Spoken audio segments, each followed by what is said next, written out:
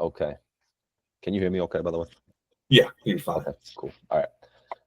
What's happening, people, and welcome back to Rise TV. My name is Scott Crowder. I introduced myself last week just to give you guys a brief overview again. Myself and Jordan Clement, we're sitting down, and in these kind of one-on-one Rise TV podcasts, we're going to be talking about certain things related to Rise, which is realize Impossible Stop Existing, and certain aspects and philosophies behind the coaching. So, Jordan, happy to have you back. How you doing? Doing good, man. Another day in paradise. Can't complain. Love to hear that. Love to hear that. We're sitting here, it's a little bit late. We're a little bit tired. We've got some stuff going on, but we always just want to talk about, football, certain things. And the topic for today mainly is about how Rise players are they're allowed to roam. They're given access to roam, and what specifically kind of, they're allowed to do in a game. So I think the best question I could kind of phrase it is a roaming player. So if we look at big teams, when Pep had like that 4-2-3-1 with Manchester City, Kevin De Bruyne, as that cam, was allowed to roam. He was allowed to drop in, play the ball. That's a really good example of a player that can roam.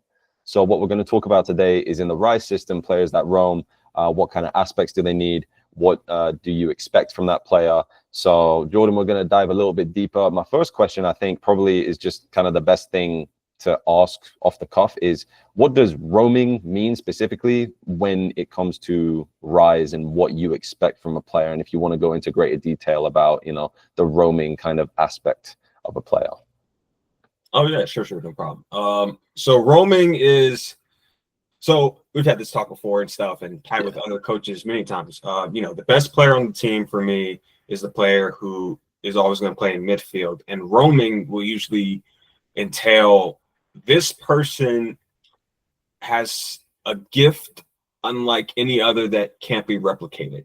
This person has such a natural gift for the game. If they are a right-footed left winger and they feel like they need to drift into the middle, even though they can start off at the left wing and stuff, but they drift in, they are free to do that.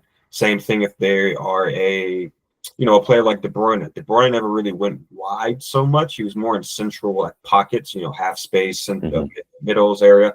But when it comes to roaming and stuff, only one player is allowed to have that freedom for a Rise team. And the roaming aspect is completely based off of their own decisions. However, their decision-making is built around our fundamental philosophy for foundation when it comes to the offensive side of the game. So everyone has an offensive side of their game that they have to play into that isn't necessarily so specific on the general aspect of how our play is. It's more so based off of what they already love to do. For Rise, a player who has the freedom to roam, he isn't the only one who's allowed to enjoy himself in the game and stuff, but he is the one who has the trust of everyone on the team to where if we are in trouble, if we need a goal or we need something to be created out of nothing, we give it to this guy. And this guy, having that responsibility, the ability to roam, although he has still the main job, of course, the main job of always still defending like a demon, but they are allowed to do whatever they want. If they decide they want to draw past three people, they go ahead. If they decide they want to cross the ball to the other side of the field, they can go ahead. If they decide they want to shoot from distance, then go ahead. But when it comes to Rise and what makes our players different, especially the ones who are given the ability to roam, if you were to interview one of our players, they tell you that we give them so much freedom and so much trust and so much belief in their ability. It makes them not even want to. They don't want to mess up because of the responsibility they've been given, because of the trust that they've been given by our staff, by me. And it's honestly so easy for us because we can see it as a coach. And for me as a coach, I love to watch a team play that I would pay to watch. If I coach you and I wouldn't pay to watch you, that's a problem for me, and a problem that I'll solve, whether it's in that first second or whether it's in the next year. It depends, what's the circumstance. But the roaming aspect has to deal with this person is the best player on our team. This person still has to defend unless they're messy. But everyone else who isn't Messi, you have to defend. But besides that, when you get the ball, you have complete license by me to do whatever you want. But like I said, their freedom doesn't go, unchecked. Like they're not going to just do whatever they want. We will build them up on what they are already capable of doing, but then we just teach them the game. And once they understand how the game works, it's like someone, let's just say you're playing Monopoly and there's someone who always rolls double sixes, like, or double fives. They always roll double fives. It's just a crazy talent that no one else should play against. Now, there are some people who would tell you this guy, every time he rolls, that he always gets double fives whenever he wants to. But then there might be someone who tells this player or this person who's playing Monopoly, hey, roll a double five when you're at this part of the board. When you pass 200 or when you pass go and collect 200, or when you are past the boardwalk area. There's a time and a place to do these things. And so when you have all this talent, and this is what makes all the great players, Messi, De Bruyne, you could go across so many names and stuff, who've been the main guy on their team, who've gotten the freedom to roam. They learn that, yes, I can do whatever I want, but I still have to understand there's a time and a place to do it in the game. And I can wait until I'm 35 to realize when is the right time to do it, or I can just listen to my coaches and learn the game and then apply it now to where I mature earlier. And now I'm a far better player than what I was before, with still the license to roam. So when we use that term, it's not as loosely as someone would say, like, oh, this guy can do whatever he wants. This guy can do kind of whatever he wants, but he knows he doesn't need to explain to the cameraman, he doesn't need to explain to his parents, he doesn't need to explain to anyone, but he knows if he does not work hard on defense, or she, it won't make a difference. They'll still get subbed, but that's what it means to have the ability to roam on the field. Yeah, I hear what you're saying as well, because I think it's so important to have, that player that can roam and that does have that little bit more freedom, but also they cannot neglect the abilities when the ball does turn over and you have to defend. I mean, Messi, like, he'll take a foul for the team. He'll do it. I mean, a guy like De Bruyne, his work rate under Pep at Manchester City was incredible, because he was just up and down the entire time.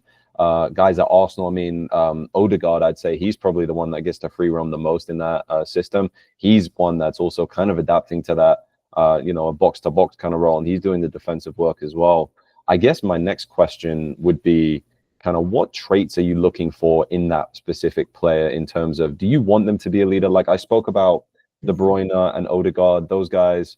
De Bruyne was a captain at Manchester City until, he's left this summer to go to Napoli.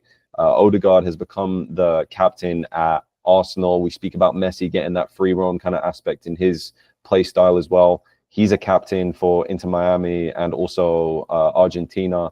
I know players that I've had in the past when I was coaching, when I was coaching Rise in the APL, when I was coaching at McLean, any team that I've had, the player that I had free roam wasn't the captain, but they did have kind of specific roles and responsibilities. When I was at McLean, one of the players that we had, he was my center attacking mid, because we played a 4-2-3-1.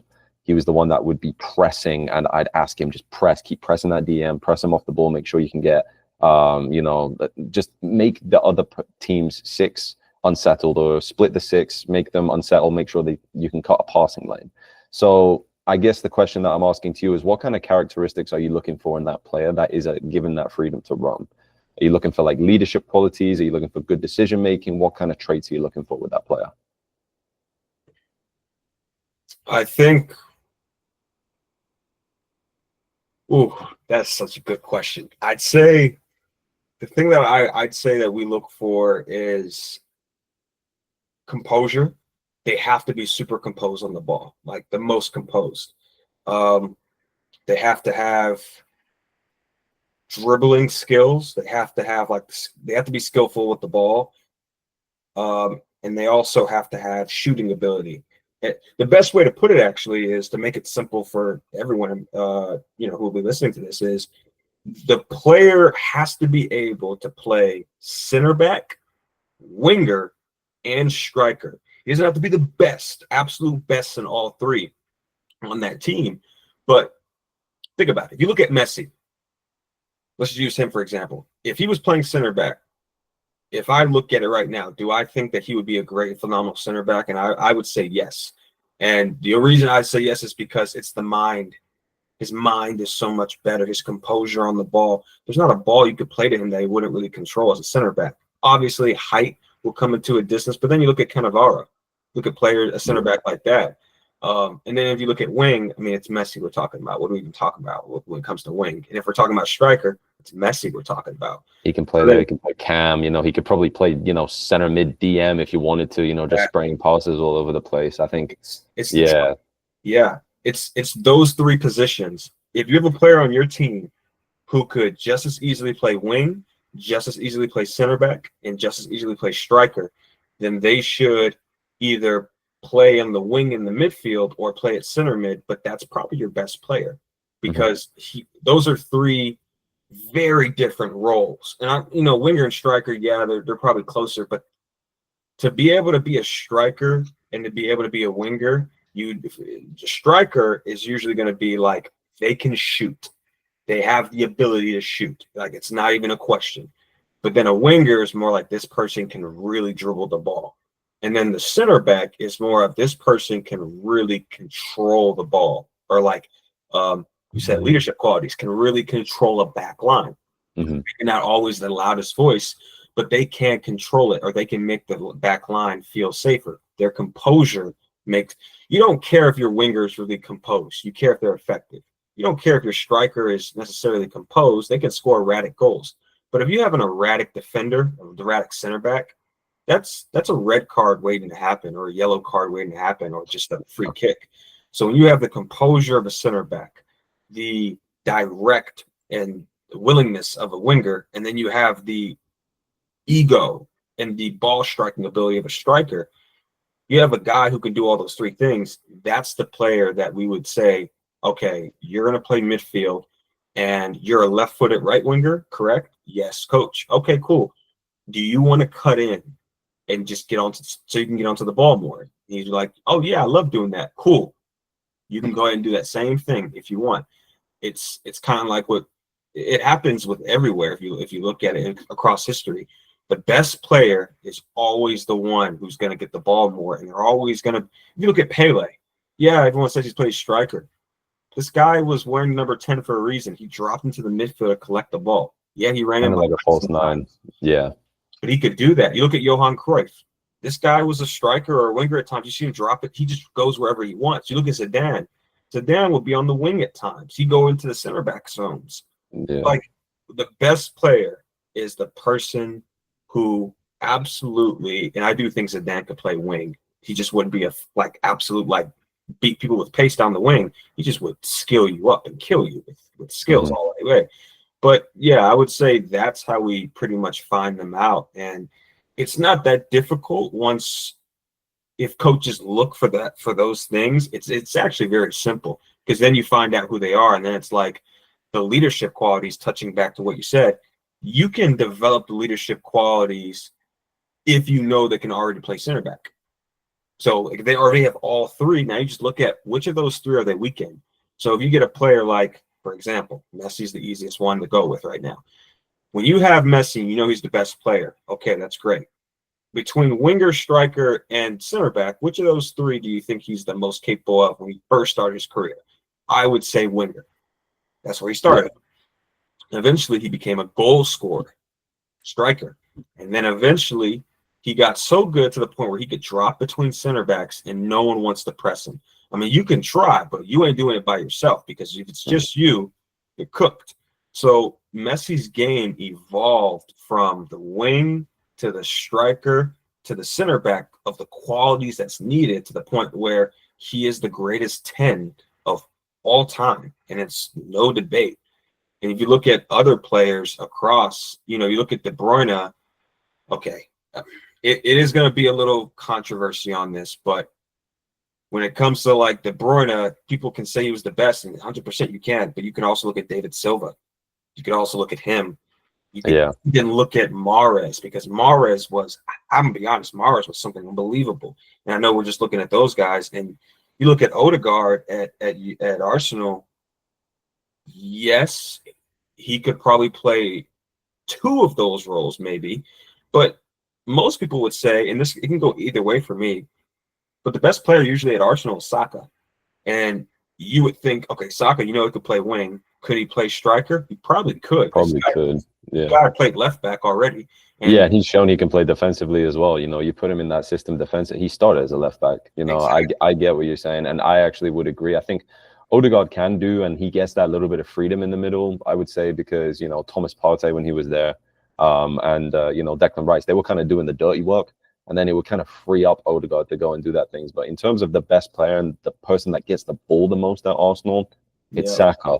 When David Silva was at Manchester City, he was getting the ball a lot. Mahrez, you mentioned, maybe more at Leicester, I'd say, when they won the Premier League, he was getting the ball so much. When he was there, it was like Vardy just stayed up top, and it was like, Mahrez, go, take people on, run the game. Kante would do the dirty work in the middle. That's fine, and you get the ball.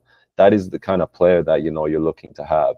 And I think a lot of people kind of like miss the point in terms of players that can roam, and they think, someone that, like Declan Rice, he's someone that can roam, and it's like not specifically in terms of, he can play center back. I think he could play striker as well and be fine. But there's a specific kind of player that gets the ball so much on a team that you just give it to them and let them go. I've been on teams when, it's a player that you just give the ball to and let them go. Exactly. And it's like, I know, you've been on those teams as well. And it's like, you kind of just, you work for that player. Exactly. You go ahead and you work for that player. Me as a center back, I usually play defensively, obviously, so I'll hold back. But it's like, if I can, I'm clipping the ball into them. I'm trying to get the ball like as close to them as possible, so they can go and create, and go and take the game to the opposition.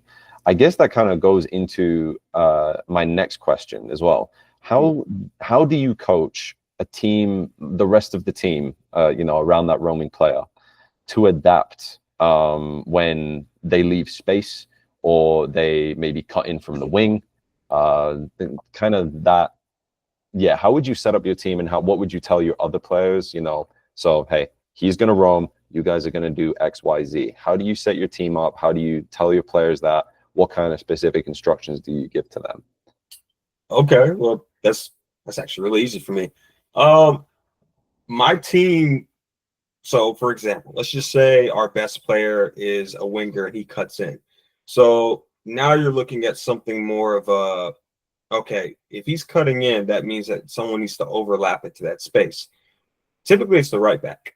And the way that we set up our defense, our defenders, if you ask any of them, they'll probably tell you, yeah, coach doesn't give us really any instructions on attack, because I let them decide. Because everyone who plays defense for me is very composed on the ball. It doesn't matter how fast you are, how strong, how tall, how athletic you are. If you are not one of the most comfortable players on the ball in the team, if not the most, like you should be in the top 5, you will not play in the back line for us. Therefore, if a right back knows that his right winger is cutting in and he just looks at me and stuff, he'll be like, hey, coach, can I go up? Sometimes they ask that, sometimes they don't. And they'll just go, and they'll solve that problem of fitting into that space. So now if the right back pushes up, the back line's like, okay, so now we're going to shift more towards the middle. We become a back 3. And then you really have kind of a back 3 and a midfield of maybe 5 or 4, and maybe now 2 forwards with that number 10 who's probably cut in, that winger who cut in, who's the best player, who's now right behind the striker, if not level with the striker. Now that's if there's a winger who cuts in. Let's just say it's a center mid. Okay, if the center mid pushes up and stuff and he goes forward and stuff, then it might come more into like a 4-4-2. So the shape actually fixes itself for our teams, because we teach our players to be problem solvers, not complainers. And most people are complainers now on the field, especially in youth. I'm just gonna stick with youth soccer in America. I'm only gonna stick with America right now. That's the problem when it comes to coaching these players. You can't coach them in one philosophy and then expect them to be able to solve problems when they've only been taught one way to solve it. It's like, you remember those numerical devices that you would have in school to help you remember something for a test? Yeah. Okay, if you had a numerical device or mnemonic device, that's what it is. And if I just studied for 3 hours before the test, and you've had that mnemonic device for about 3 weeks, and we both get the same score, which method was the most effective? Yeah. Yeah, It's really like wouldn't. it's like you can't you can't really, Yeah, it wouldn't matter. What works yeah. for one person, it won't work for another. And so these players will fill in the roles. That's why the defenders I have they're very smart. They're very smart. They might be the quietest individuals on the field, but because they're in a position to where they can see most of the field, now they can go like, okay, my midfielder did this, I'm going to step into this spot. And then it's the same on the defensive side of it. So for my players and what I teach them and stuff arise, how they adapt to our best player, they adapt naturally. It's very natural. I almost don't even have to coach it. And the problem is that if you have to coach it, it means you're not actually training the players in a way that's similar to what we're doing at Rise. It doesn't mean you're not teaching them. It just means that you're doing the mnemonic device for 3 weeks while I'm doing the 3 hours of studying, or vice versa. We're both going to get the same result, or maybe mine will be better. Most of the times ours has been better. Our teams have looked like our best player will play with the rest of his teammates, and they'll be like, man, I want to play with these guys forever. They completely understand what I want, and they're willing to work hard on defense like I am. But I have everything I need when I want to attack. I have a runner. I have someone right behind me. I have someone who's right in front of me for just a pass off. Everyone knows what to do, and it starts mainly from practice.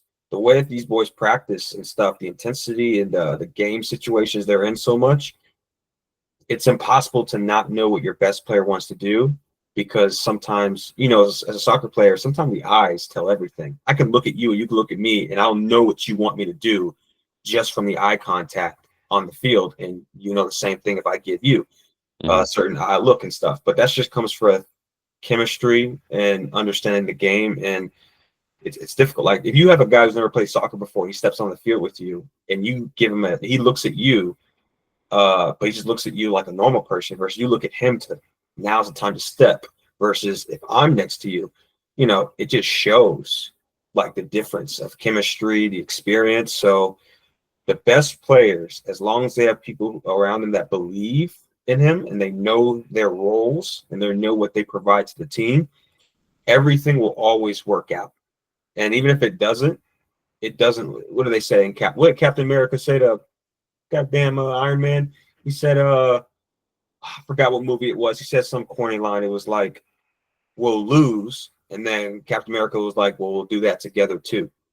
And then he ended up not losing together, all that kind of crap and stuff. But that's really what it is. Like when you have someone who's the best player on your team, you have to understand that we're going to die together on this field, but we're going to look good before we're doing it, because we do show trust. So the biggest answer I'll probably say is just like the practices really shape everything, because they play mixed teams all the time, and the best players not get special treatment in practice. I'll sometimes, like, the best player will sometimes get the worst calls from me as a ref. He might say that's a handball, I'd be like, nah, that's the other team's ball, or that's our team's ball. I'd be like, nah, just to get that person so mad and get them so upset with me to where when they go into the game, there's not a call, there's not there's not any kind of talking shit kind of tour that they'll receive that they won't be prepared for, and their teammates will all be ready to respond accordingly, and they'll know what their best teammate wants to do. And it also makes it all simple when everyone's going through the same things in practice. It makes it pretty simple. Like if you had you're attacking, you're number 10, you're attacking mid. If you had everyone practicing on one side of practice and you had him working on free kicks and shooting for the whole practice and stuff, it's probably going to be harder in the game to get them to come together, because you alienated him. The best player needs to know that they're the best player. and the team needs to know they're their best player. But it doesn't mean you treat them like that in practice. You still make them know, let them know that you ain't nothing here. We make you great, and we're great because of you. So it's a relationship that works hand in hand. So he'll do what it takes to help the team win, and he'll work hard on defense. He'll cough up a liver if it helps get him more energy, whatever it'll take. And they'll run extra hard when he tries to help them win. And everyone wants to win in the end of the day. So it's really hard for everyone to not work together. So, sorry, long story short, not any real problems when it comes to fitting together for the best player, but it's mostly put together in the practice environment. Can't stress that enough. The practice environment is the most important thing.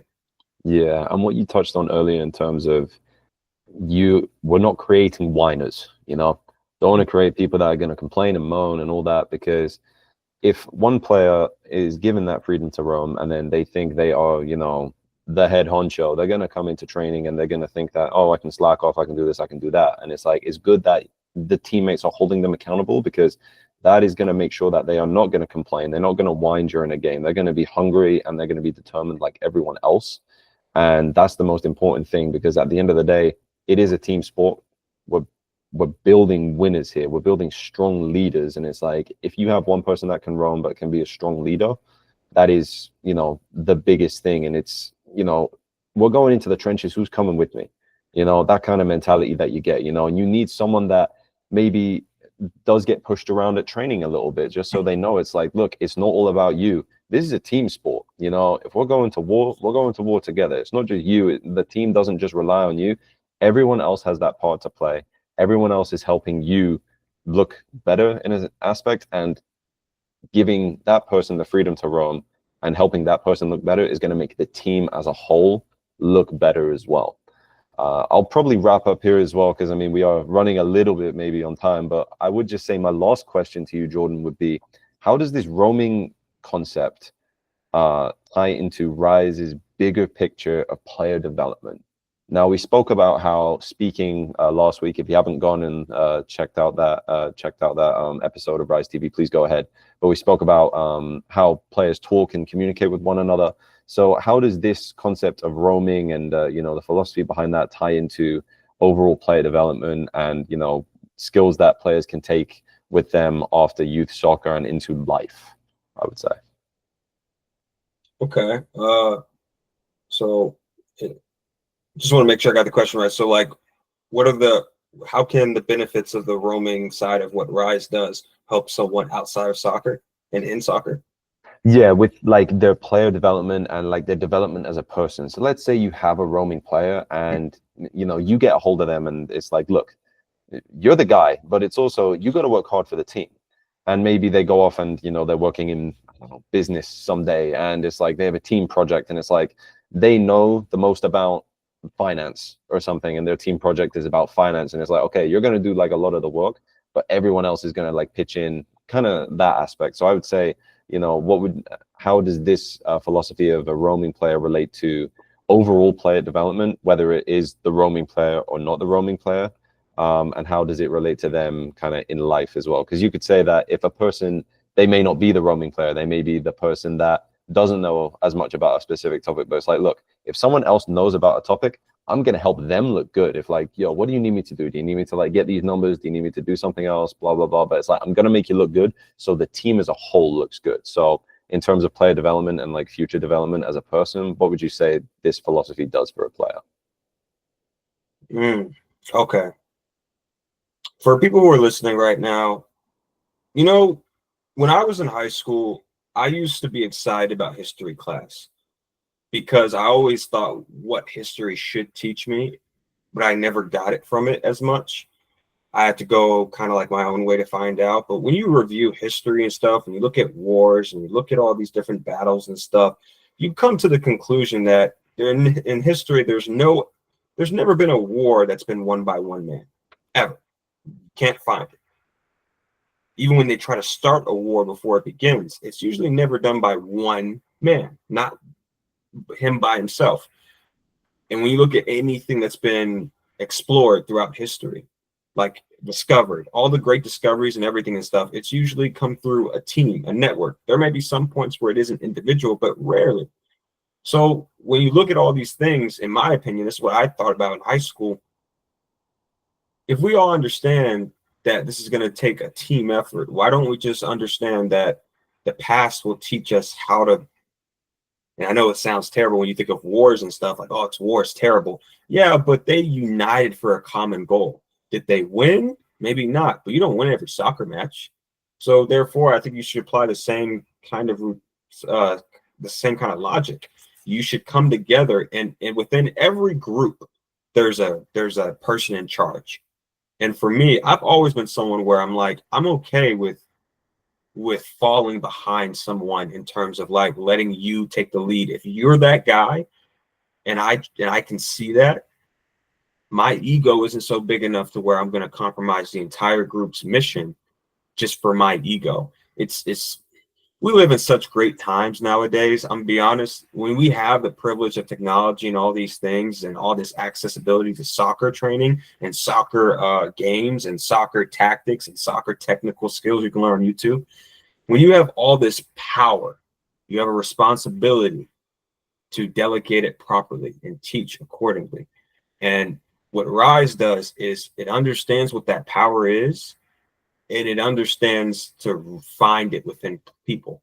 There's a lot of untapped potential within everyone. I'll even say, including myself, I have not hit my full potential in the slightest. I think I'm always slacking. I mean, I talked to you before and stuff, and I've told everyone around me and stuff, and they may not believe it, but this is my honest truth to myself. I do believe I'm a lazy person, and it sounds weird. It sounds messed up when I talk to people, but that is my honest opinion of myself. I do consider myself lazy. I procrastinate way more than I should, in my opinion.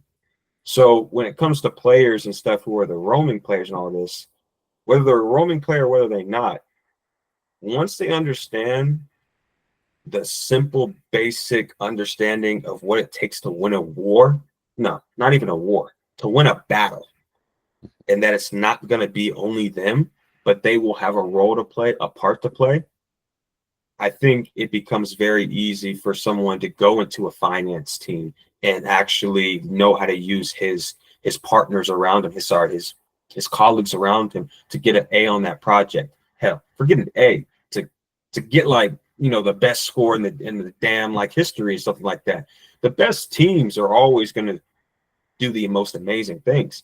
I think nowadays, and what makes Rise different is that we don't focus on wins. Wins will come naturally. It's like, hey, did Scott eat today? Yeah, the doctor said he should be having a couple of bowel movements. It's going to be healthy for him. Yeah, but he ate today.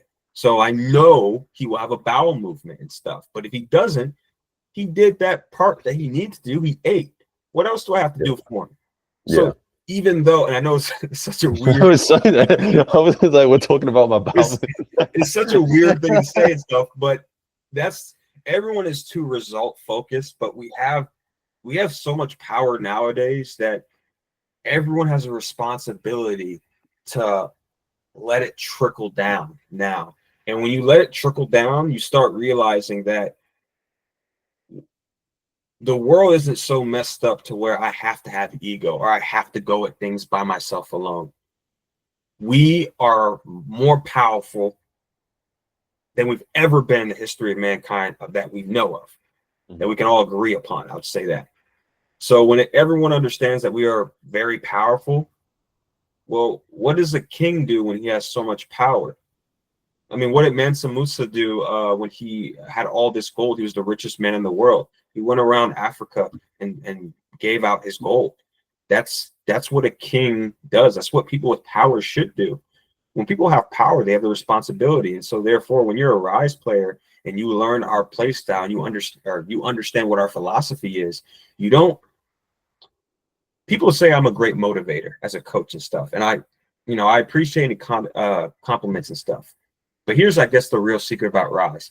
We are not great motivators. We're not even that much of great tacticians, technical coaches. Like, we're not. We are a mirror of what you really can become. So when I'm very emotional to a player about what he can become and how great he really is, when he's the player who needs to just work harder on defense because he has all this talent, or he's a winger who's lacking confidence on the dribble, he's not the rolling player, but he is have a role, or he's a center back who doesn't feel like he's too scared to go for headers, but his ball control and his first touch composure is insane. He can control a ball coming from a plane straight down to the turf field. You have to mirror and show them just how much they can really become. And I think that's what we really do. And I think that's what my necessarily biggest talent is. When I speak to a player, I look at you, whether you are a bench player, whether you are a starting player, no matter what your position is, I look at you and I hope that when players look at me, it's like, I don't want you to see me as, just as that. I want you to understand that I can see already what you will become. And I hope that I am that mirror for you so you can see that.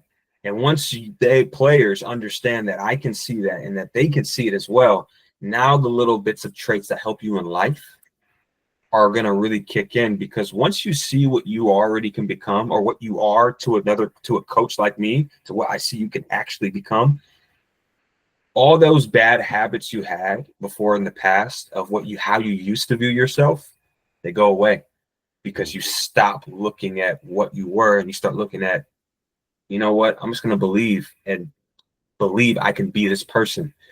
And all it takes is for someone to really just, meet halfway while I meet them halfway. And then most times it can turn to something really great for that player. I think that's the answer I would give. Hope I answered it. Yeah, I think what you said in terms of having a roaming player or someone that isn't technically a roaming player at that point, but as our job as coaches, it's to make sure that because at the end of the day, we want what's best for our players, and we want to make sure that we give them the tools and we give them the motivation and whatever they need to go and succeed, wherever it is. And then sometimes because obviously as coaches, we're not going to be there for the entirety of their life. So at some point in their development as a player, we need to make sure that we can give them, like you said, that mirror of what they can become, and kind of fuel them and feed that, because that's a good trend that they can take with them after football into life. So as player development goes, and in terms of like the roaming player that you spoke about, I think, you are part of this team, but it's also, what do you want to be as a player? What do you want to be like as a person? And like you said, when we're not the best in terms of like, it may be like work rate or player development, technical ability, but it's like we're the best in terms of, this is what we know what you can become. And it's your choice now if you want to go do that or if you want to slack off. Because at the end of the day, we can only show you and give you the fuel and give you the motivation because we see your ability and your talent. We just want you to see it as a player. So I completely get where you're coming from. I'd hate to go over. Sorry to interrupt you. I hate to go over, but I know you're a United fan as well as a Fulham fan and stuff.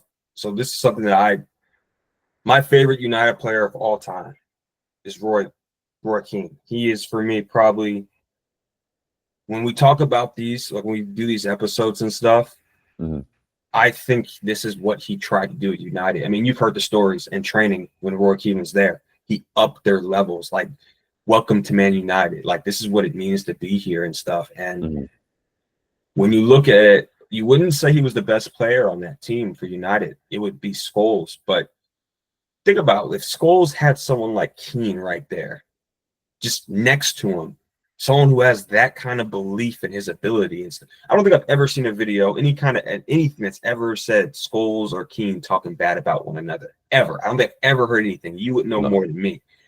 And I think the reason was because Scholes was like, I knew I was a great player. But when you have someone behind you who's really, and I'm not saying it was just Roy Keane, but I know he's a big part of it. Roy Keane knew that Scholes was the best. Knew. He had to know. Because you can't be that good and that much of a leader. You can't be a leader if you can't identify who the best player in your team is. That's weird. That makes no sense. Yeah. So then when you are someone who looks at Scholes and stuff, you're like, okay, I can raise everybody else's level, but if I can't raise this guy's level, that's gonna be the ceiling we'll always will always never get through. So I think, you know, when you look back to the best in history and stuff for clubs and club teams, for me, I always look at Roy Keane because he was that person in midfield who did what a coach would do, but because a coach has so many other priorities, he has so many other players to look at. Because Sir Alex Ferguson, you know, it wasn't just the first team. He looked at everything United. He was the club itself. If you look at someone like, I'm gonna use Arsenal for an example. The best player, I believe, you could say was like Bergkamp, and Bergkamp was the best. But even though he was the best, he still had Vieira behind him, pushing him for more and stuff. Yeah, you had Henry, and you know what? You could even say maybe Henry was the best player and stuff, but in my opinion, I would probably go with Bergkamp. But you could flip flop either or. But then you look at their relationship. It was like Keane and Scholes. Bergkamp and Henry had a great relationship. It's like Suarez and Messi, Zidane and R9. It never stops. It's all through the patterns of football. It's just all people really do. You check through history and stuff and you look at it, it's almost always the same patterns of how people win or how people have great seasons. I'm going to say that. I'm not going to say win. Teams that have great seasons almost always follow the same patterns. And anyone who's watching this video, go back to the early 2000s all the way till now and look at all the Premier League team winning teams or even the Champions League winning teams.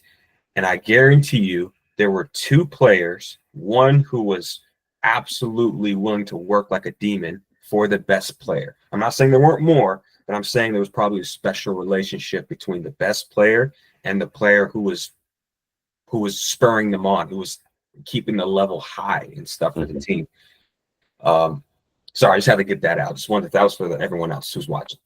You're good, bro. I think it's such an important topic, and specifically, a lot of people don't know in terms of kind of a roaming player, but I think they have a lot more light and a lot more context about what we're talking about in terms of roaming and that position, and what we expect of a player in that position, but also what we expect of everyone else around that player, and the high standards that we hold everyone to in that situation. That will go ahead and end it for today. I think this was a really good conversation. We will catch you guys next time. Hope you guys enjoyed the episode. Please leave a like, comment for any kind of topic you want us to talk about. Please subscribe, and we will see you in the next episode of Rise TV. You guys take care.